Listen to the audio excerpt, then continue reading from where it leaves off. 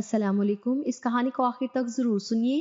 ابا پہلے کلی تھے، جب بیماری سے کمزوری آ گئی اور مسافروں کا بھاری سامان اٹھانے سے قاصر ہو گئے تو بے روزگار ہو کر گھر بیٹھ گئے۔ اس طرح گزارا کیوں کر چلتا؟ والدہ نے اپنی سونے کی بالیاں دی کہ ان کو بیچ کر قسطوں پر رکشہ خرید لیں۔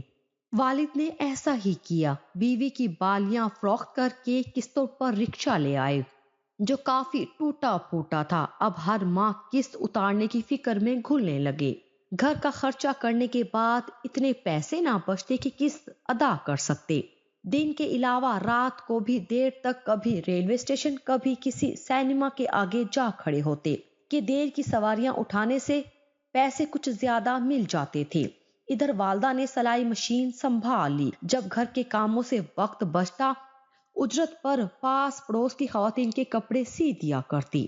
غرض کے دونوں میاں بیوی مل کر مفلسی کے دنوں میں زندگی کی گاڑی کو دھکا لگانے میں مصروف تھے۔ ان دنوں میں بہت چھوٹی تھی کہ ایک روز یہ بری خبر ملی کہ ابا کے رکشے سے ایک وین ٹکرا گئی ہے اور وہ چکنا چور ہو گیا۔ صرف رکشہ ہی حادثے کو پیارا نہیں ہوا تھا، ابا بھی اللہ کو پیارے ہو گئے تھے۔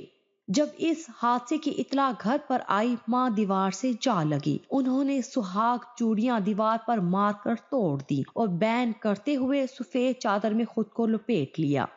میں اتنی چھوٹی اور نہ سمجھ تھی کہ جب انہوں نے اپنا ہرا دھانی دوپٹہ اتار کر پھینکا اور سفید چادر کی بکل مار لی، میں نے دوڑ کر ان کا وہ دوپٹہ فرش سے اٹھا لیا جس کا رنگ مجھے بہت پسند تھا۔ میں اس دوپٹے کو اوڑھ کر بیٹھ گئی اور خوش ہو گئی کہ اچھا ہوا ماں نے یہ دوپٹہ پھینک دیا، اب میں اس کو اوڑھوں گی۔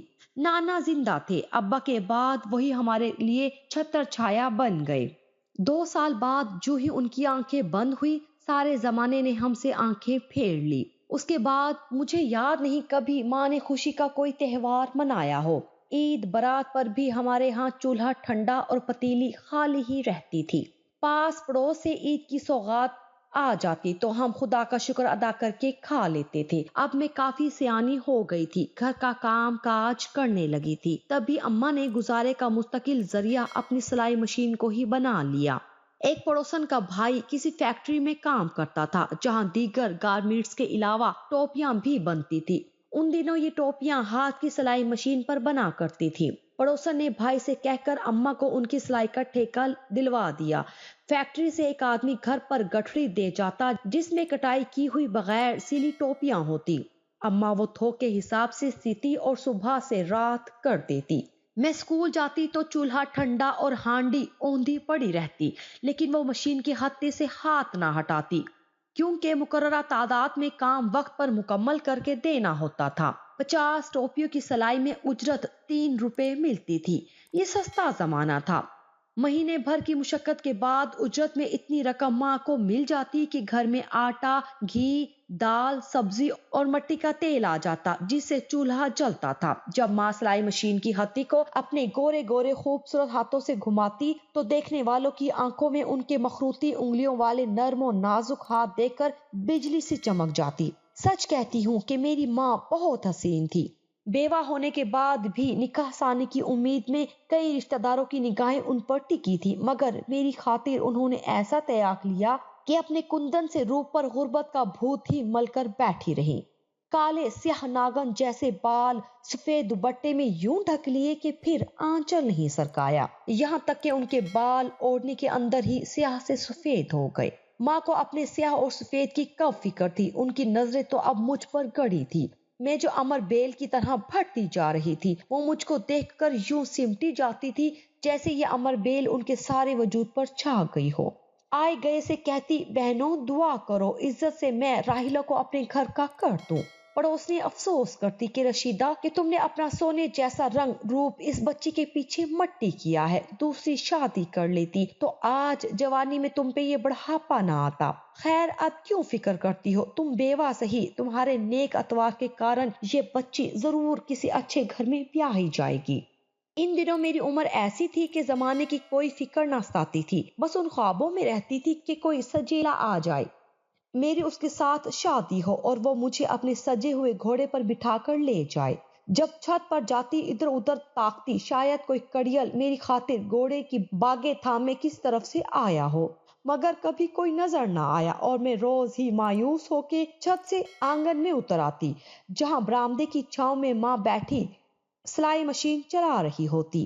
ایک روز سامنے والے گھر سے بلاوا آیا، ان کے بیٹے کی شادی تھی۔ میں بھی اماں کے ساتھ شادی میں گئی۔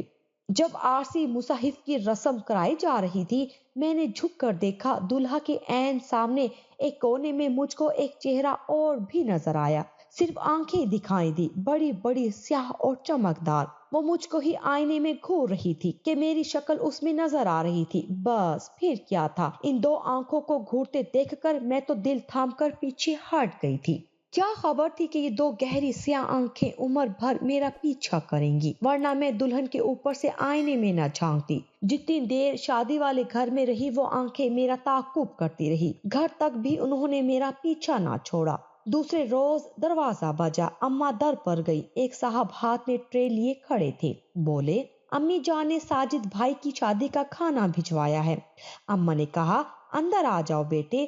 وہ برآمدے میں پڑی کرسی پر بیٹھ گئے۔ اماں نے ٹرے دے کر مجھ کو کہا کھانا نکال کر ان کے برتن دھو کر دے دو۔ میں نے خالی برتن ان کو پکڑائے تو انہوں نے زیر لب مسکراتے ہوئے میری آنکھوں کو جو ایک شریر پیغام دیا، وہ میں نے دل کے کانوں سے سن لیا۔ میں نے بھی اس خاموش پیغام کی لاج رکھی، اماں سے نئی دلہن دیکھنے کا بہانہ بنایا، شادی والے گھر چلی گئی۔ آدمی جتن کرے تو کامیاب کیوں نہ ہو، نئی دلہن سے تو میں نے سو جتن کر کے دوستی لگا لی، اور اب میرا ساجد بھائی کے گھر آنا جانا آسان ہو گیا۔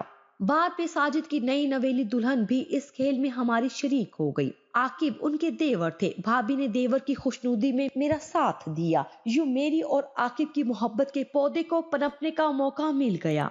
بھابھی کے تعاون سے میں اور عاقب ان کے گھر اکثر دنیا والوں سے چھپ کر بات کر لیتے تھے۔ اس طرح ایک روز عاقب نے مجھ سے شادی کرنے کا پکا وعدہ کر لیا۔ عاقب ایف ایس سی کرنے کے بعد مزید تعلیم کے سلسلے میں بڑے شہر چلا گیا، جہاں اس کو انجینئرنگ کالج میں داخلہ مل گیا، اور میں اس کے وعدوں کے سہارے اپنے جہیز کے دو پٹوں پر ستارے ٹانگتی گئی۔ اس نے مجھ سے خط لکھنے کا وعدہ کیا تھا، اور میں نے اس وعدے کو بھی اس کی بھابھی کے ذریعے خوب نبھایا۔ وہ مجھے خطوط اپنی بھابھی کے ذریعے بھیجتا اور میں بھی جواب لکھ کر اس کی بھابھی کو دے آتی تھی۔ وہ مجھ کو کہتی تھی راحیلہ اداس نہ رہا کرو، بس تھوڑے دن رہ گئے ہیں، عاقب تعلیم مکمل کر لے گا تو ہم تمہیں دلہن بنا کر اپنے گھر لے آئیں گے۔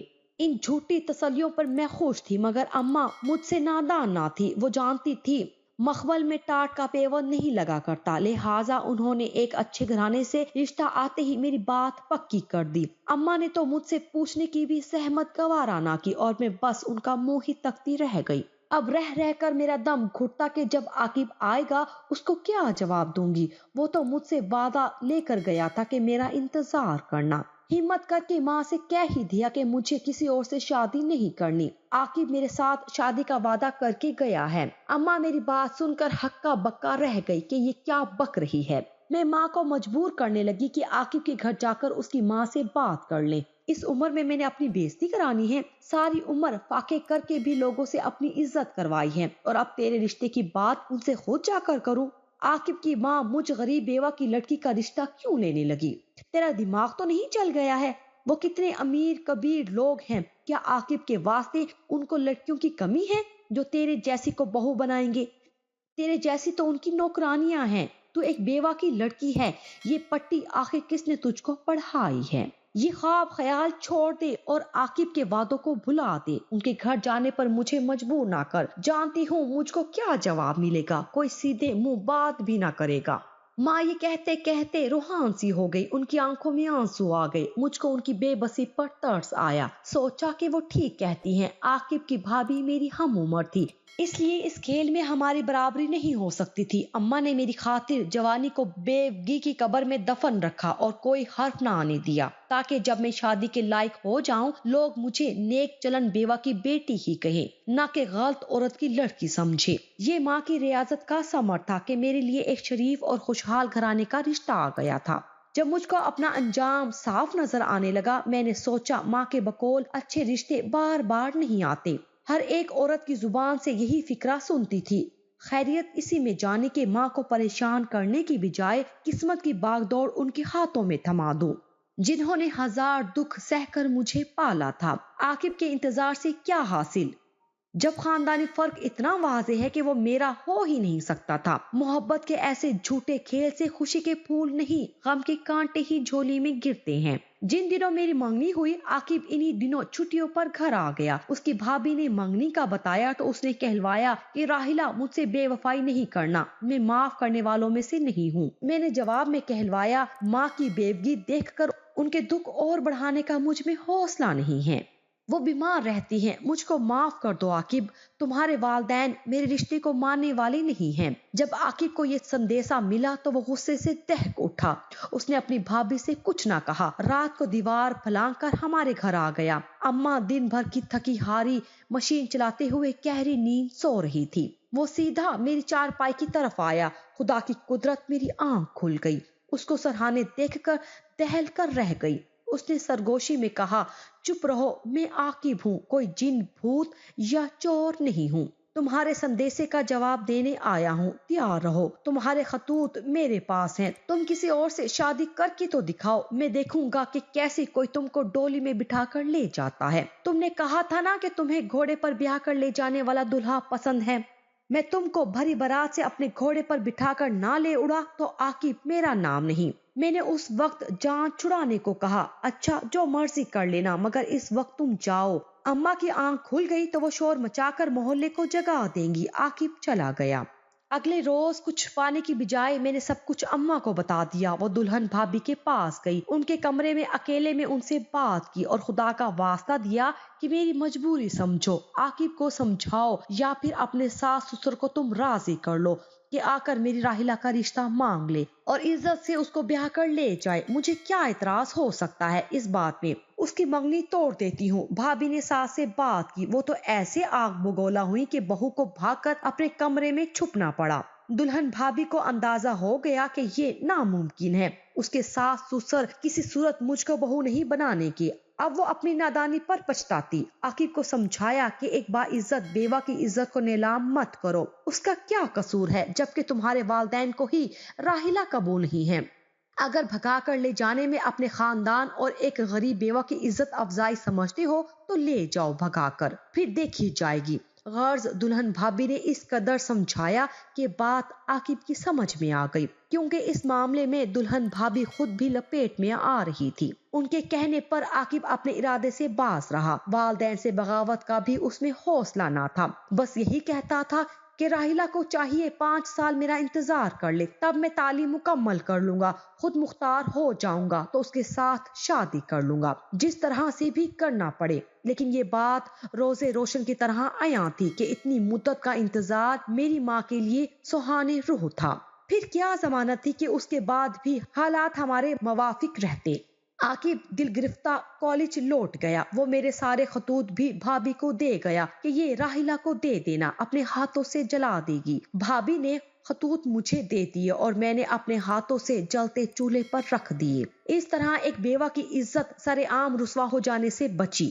پھر میں ماں کی دعاؤں کے سائے تلے رخصت ہو کر اپنے گھر آ گئی۔ نبیل میرے شوہر کا نام تھا، والدین کے اکلوتے تھے، 2 بڑی بہنیں تھی جو شادی شدہ تھی، بہت امیر گھروں میں بیاہی گئی تھی۔ نبیل کے والدین بھی کھاتے پیتے لوگ تھے، مگر شائستہ پڑھے لکھے اور شفیق ساس سسر والے کے کسی قسمت والی لڑکی کو ملتے ہوں گے۔ میرا خیال رکھتے تھے، نندے مجھ کو چاہتی تھی، جب آتی ایک سے بڑھ کر ایک قیمتی تحفہ لے کر آتی۔ مجھ کو اپنے شوہر کے گھر سے عزت، پیار، عیش و آرام، غرض سب کچھ ملا۔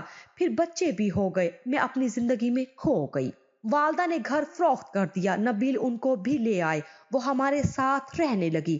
انہوں نے محنت اور مشقت ترک کر دی کہ اب وہ مزید محنت کر بھی نہ سکتی تھی۔ عاقب تعلیم مکمل کرنے کے بعد امریکہ چلا گیا، اس نے وہاں ہی شادی کر لی۔ اماں کا مکان بکا، پھر میں اس محلے میں نہ گئی۔ نہیں معلوم عاقب اور اس کے گھر والوں کے کیا احوال ہیں۔ بھابھی سے بھی رابطہ نہ رکھا۔ اللہ نے ماں کی دعاؤں سے ہر خوشی مجھے دی اور میں نے عاقب کی محبت کو لڑکپن کی بھول سمجھ کر بھلا دیا۔ آج میں اپنے گھر میں بہت خوش ہوں اور خدا کا شکر ادا کرتی ہوں کہ اس نے مجھے اپنی ماں کا فرما بردار بنایا۔